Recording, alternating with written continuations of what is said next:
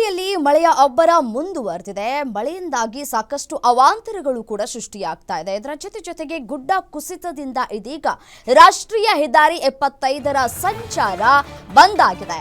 ದಕ್ಷಿಣ ಕನ್ನಡದ ಕಡಬ ತಾಲೂಕಿನ ಮಣ್ಣಗುಂಡಿ ಬಳಿ ಈ ಗುಡ್ಡ ಕುಸಿತವಾಗಿದೆ. ಬೆಂಗಳೂರು ಮಂಗಳೂರು ಸಂಪರ್ಕಿಸುವಂತಹ ರಾಷ್ಟ್ರೀಯ ಹೆದ್ದಾರಿ ಇದು.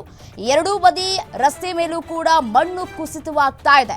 ವಾಹನ ಸವಾರರಿಗೆ ಬದಲಿ ಮಾರ್ಗವನ್ನ ಬಳಸೋದಕ್ಕೆ ಸೂಚನೆಯನ್ನ ಕೂಡ ನೀಡಲಾಗ್ತಾ ಇದೆ. ಕರಾವಳಿ ಭಾಗದಲ್ಲಿ ಮಳೆಯ ಅಬ್ಬರ ಮುಂದುವರೆದಿದೆ. ಈ ಮಳೆಯಿಂದಾಗಿ ಸಾಕಷ್ಟು ಅವಾಂತರಗಳು ಸೃಷ್ಟಿಯಾಗ್ತಾ ಇದೆ. ನೋಡಿ, ದೃಶ್ಯಾವಳಿಗಳಲ್ಲೂ ಕೂಡ ಗಮನಿಸ್ತಾ ಇದ್ದೀರಿ.